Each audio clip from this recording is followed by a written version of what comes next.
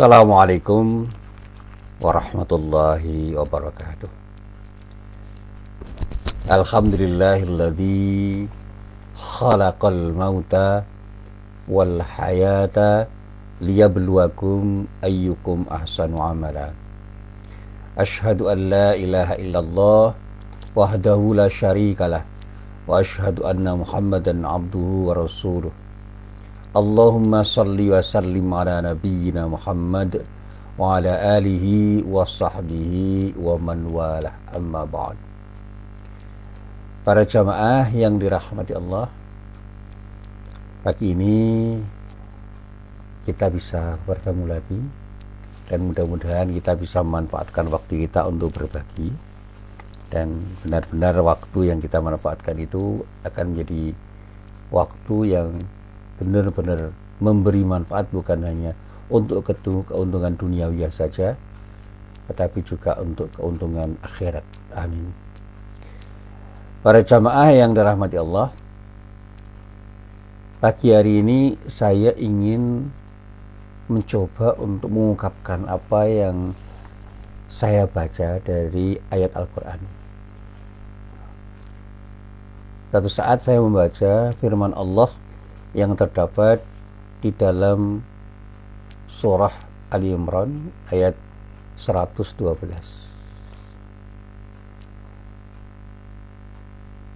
Di dalam ayat itu Allah berfirman, A'udzu billahi minasyaitonir rajim. Duribat 'alaihimudz dzillatu aynama thuqifu illa bihablim minallahi wa hablim minan nas wa ba'u bighadabim minallah wa duribat alaihimul maskanatu dzalika biannahum kanu yakfuruna biayatillah wa yaqtulunal anbiya'a bighairi haqq dzalika bima asaw wa kanu ya'tadun. Di dalam terjemahnya dinyatakan bahwa mereka diliputi kehinaan di mana saja mereka berada, kecuali jika mereka berpegang kepada tali agama Allah dan tali perjanjian dengan manusia, dan mereka kembali mendapat kemurkaan dari Allah, dan mereka diliputi kerendahan.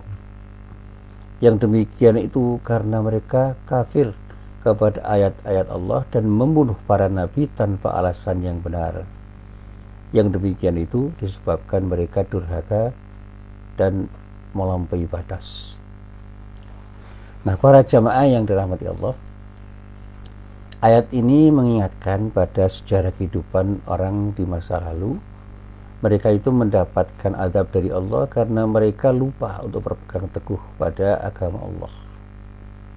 Dan bagaimana mereka juga tidak memegang tali perjanjian dengan manusia, mereka justru menjadikan dirinya menjadi orang yang terus berjalan di jalan yang tidak selaras dengan prinsip syariat Allah. Dan pada akhirnya interaksi mereka dengan para manusia pun menjadi buruk, karena mereka betul-betul tidak beriman kepada ayat-ayat Allah, dan bahkan dikatakan mereka itu adalah orang-orang yang membunuh para nabi tanpa alasan yang benar. Ini cerita umat terdahulu yang bisa menjadi ibrah. Nah, mereka itu mendapatkan azab dari Allah karena mereka itu berbuat maksiat pada Allah dan melampaui batas aturan-aturan yang ditetapkan oleh Allah. Nah, yang menarik dari ayat ini adalah Allah hanya akan menolong orang-orang yang betul-betul berpegang kepada tali agama Allah dan tali perjanjian dengan manusia. Artinya apa? Ibadah dan muamalah mereka itu selaras dengan prinsip syariat. Mereka beriman kepada ayat-ayat Allah dan mengamalkan apa yang diimani itu di dalam kehidupan mereka, sehingga mereka benar-benar berjalan di jalan Allah dan oleh karena itu mereka mendapatkan ridho dari Allah Subhanahu wa Ta'ala. Nah, para jamaah yang dirahmati Allah, saat ini banyak orang yang hidup itu hanya mengejar kuantitas yang semuanya diukur dengan angka-angka atau jumlah. Tetapi ya saya harus mengatakan bahwa yang seperti itu tidak selamanya dilarang.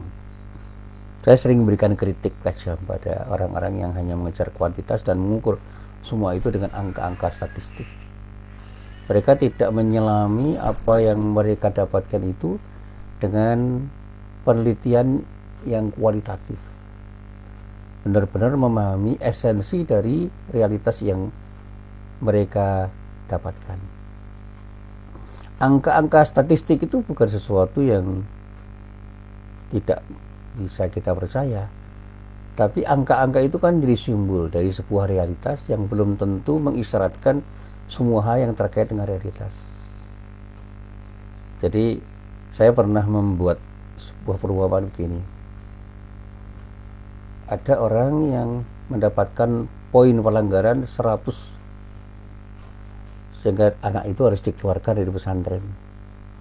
Karena apa? Mereka mengukur keburukan anak itu dengan ukuran-ukuran kuantitatif yang mereka nyatakan dengan angka-angka. Anak itu pernah merokok, anak itu pernah terlambat sekolah, anak itu pernah tidak mengerjakan pekerjaan rumah, dan berkali-kali poinnya mencapai 100 dan pada saatnya anak itu dikeluarkan dari sekolah. Padahal anak itu punya kualitas yang luar biasa di dalam berkarya. Dia seorang olahragawan yang berbakat, dia itu pecinta seni yang bakat seninya itu luar biasa, di atas rata-rata dibandingkan anak-anak yang lain.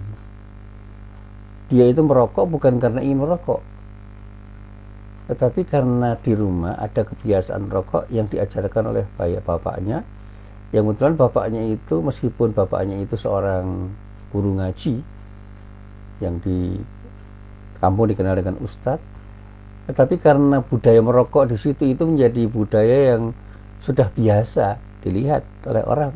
Bapaknya pun merokok dan itu yang mudah ditonton oleh anaknya dan menjadi bagian dari kehidupan anaknya sejak anaknya itu masih sekolah di SMP. Jadi anak itu sekolah di tingkat SMP sudah merokok karena melihat bapaknya merokok dan tidak ada yang melarang. Dan kenapa anak itu pernah membolos tidak masuk sekolah? Karena dia membaca buku-buku yang menginspirasi dia bahwa sekolah itu bukan sekedar hanya duduk di bangku sekolah, di dalam kelas, di ruang kelas, tetapi juga di kehidupan yang lebih luas. Saya masih ingat dulu ketika saya cerita tentang sebuah buku yang ditulis oleh anak kecil usia 15-an yang judulnya Dunia Tanpa Sekolah. Anak Salatiga yang ternyata mencuat menjadi anak yang luar biasa karena dia itu tidak kerasan dengan sekolah formal sehingga dia disekolahkan di sekolah alam di Salatiga. Dan dia malah cerita, ternyata anak itu mendapat inspirasi dari buku-buku semacam itu sehingga dia mengatakan bahwa saya boleh tidak masuk sekolah dalam arti di kelas, tetapi saya harus belajar. Karena yang diwajibkan bagi orang Islam itu hanya belajar, bukan sekolah dalam arti formal. Dia pernah tidak mengerjakan pekerjaan rumah karena dia memandang pekerjaan rumah yang diberikan oleh gurunya itu adalah pekerjaan yang sia-sia. Tetapi gurunya memaksakan untuk dikerjakan dan dia tidak mengerjakan karena dia tidak ingin mengerjakannya.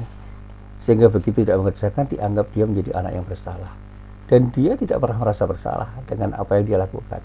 Saya tidak mengerjakan pekerjaan rumah karena pekerjaan itu tidak perlu saya kerjakan.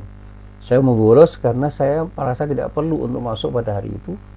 Dan saya merokok itu bukan sesuatu yang salah karena bapak saya juga merokok dan tidak ada orang yang mengeritik dia, memberikan kritik pada dia, dan selama ini biasa-biasa aja, tidak ada sesuatu yang luar biasa pada diri bapaknya. Sehingga cerita-cerita tentang keburukan rokok itu tidak melekat pada dirinya karena di rumah dia dibiasakan untuk melihat bapaknya merokok. Nah, ini sebuah cerita yang saya baca. Nah, anak seperti itu seringkali secara kuantitatif dianggap sebagai anak yang tidak layak sekolah, sehingga dikeluarkan dari bangku sekolah. Nah, karena dikeluarkan, bapak ibunya merasa tidak nyaman. Tapi anak itu tersenyum karena anak itu merasa tidak nyaman di sekolah yang dipilihkan oleh bapak ibunya. Dia mengatakan, izinkan aku sekolah di sekolah yang tidak membelenggu diri saya, sehingga potensi saya berkembang.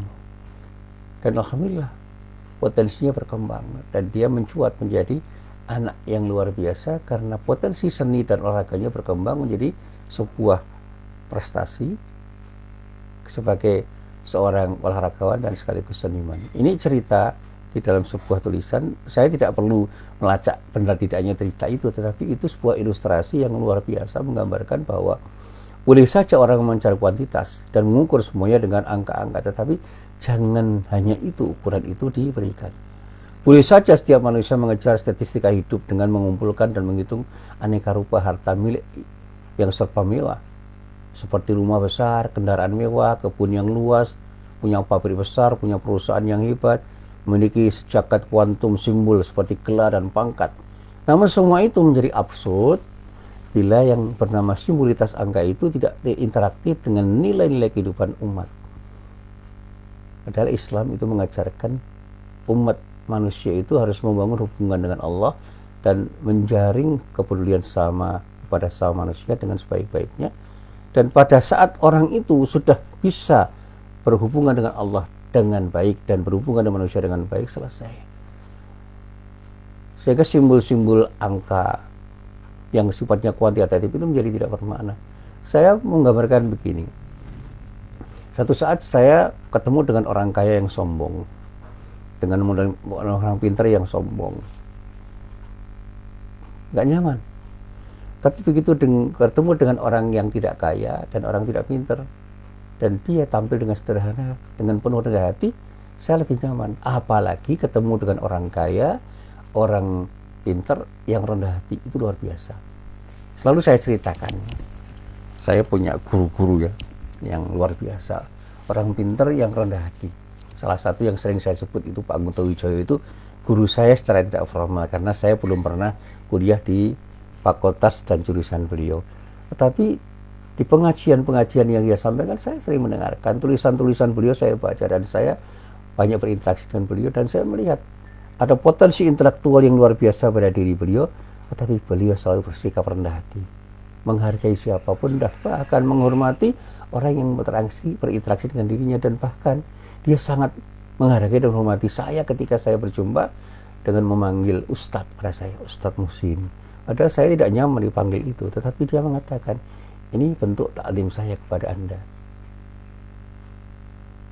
Karena suatu saat saya memanggil beliau Ustadz, jangan panggil saya Ustadz, saya bukan Ustadz.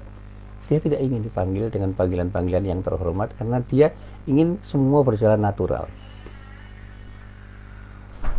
Demikian juga saya berguru pada Pak A.R. Fahrudin, Ketua Muhammadiyah waktu itu.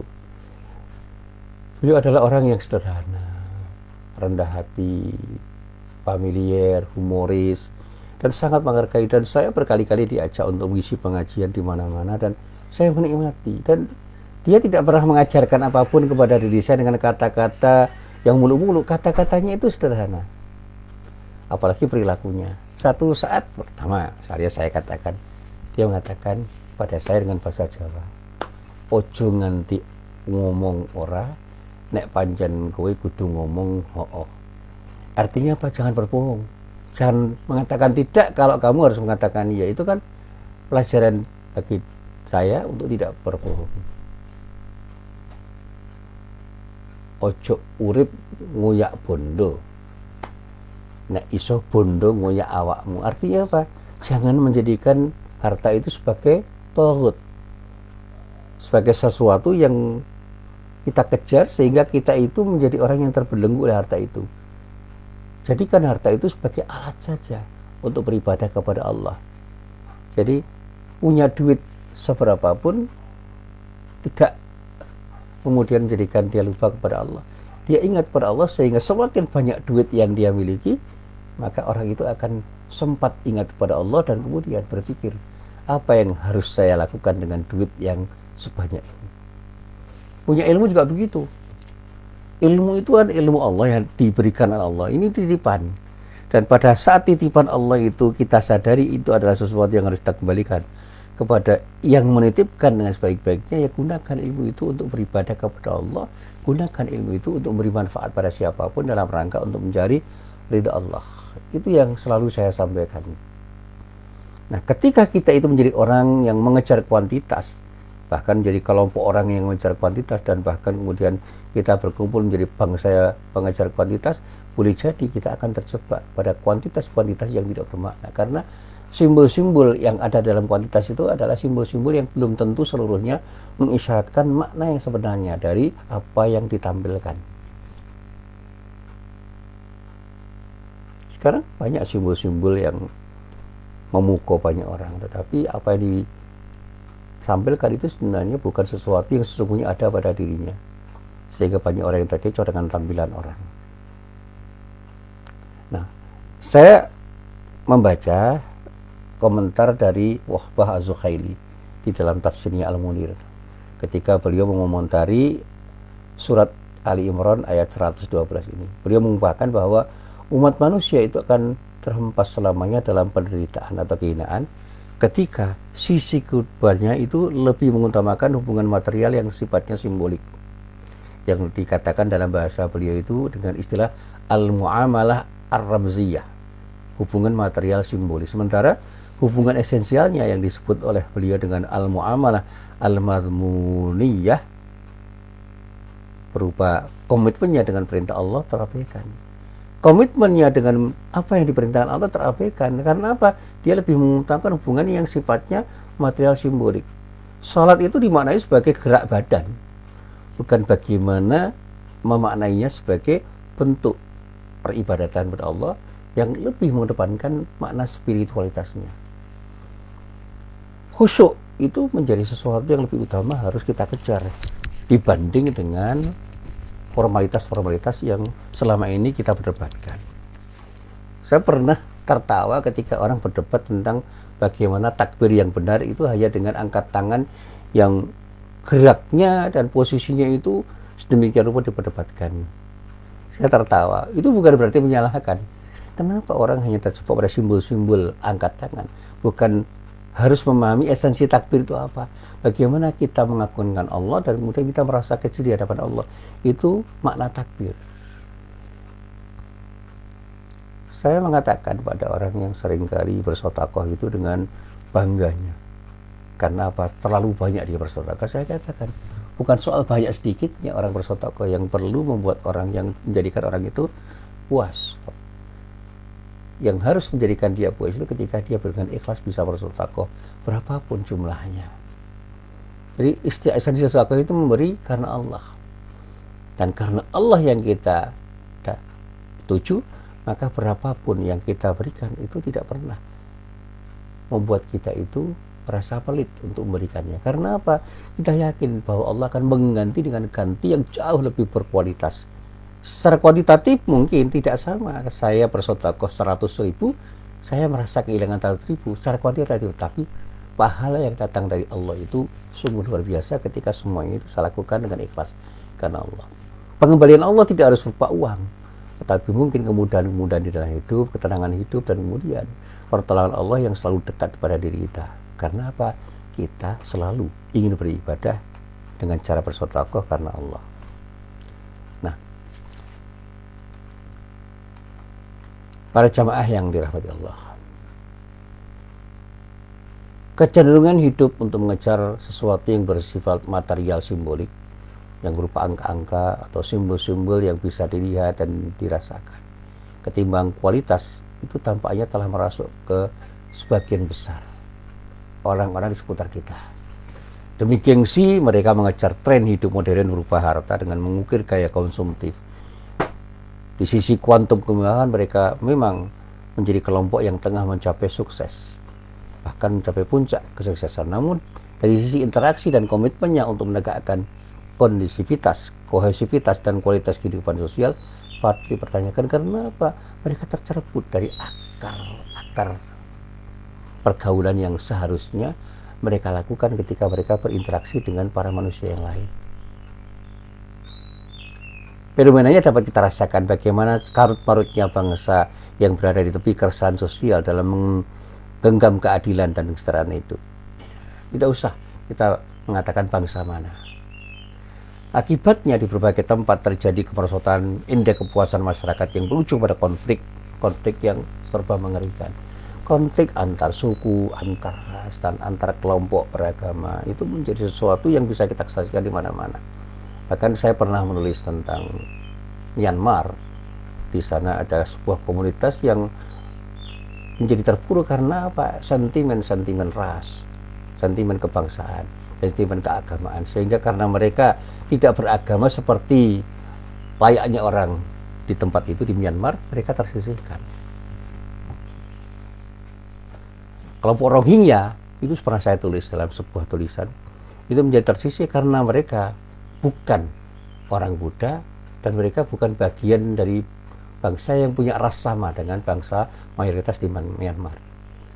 Jadi antara keberagaman mereka dan etnisitas yang berbeda dengan kelompok mayoritas, mereka terpinggirkan dan mereka dianggap kelompok yang tidak bermakna dan bahkan menjadi kelompok yang dianggap membahayakan untuk masa depan Myanmar, sehingga mereka dianiaya, mereka didolimi dengan kedoliman yang luar biasa, dan pembelaan dari banyak orang itu memberikan sesuatu yang menurut mereka cukup bermakna, tetapi karena pembelaan itu tidak cukup signifikan untuk mengangkat harkat dan martabat mereka, yang mereka menjadi orang yang tetap terpuruk. Ini kelompok Rohingya.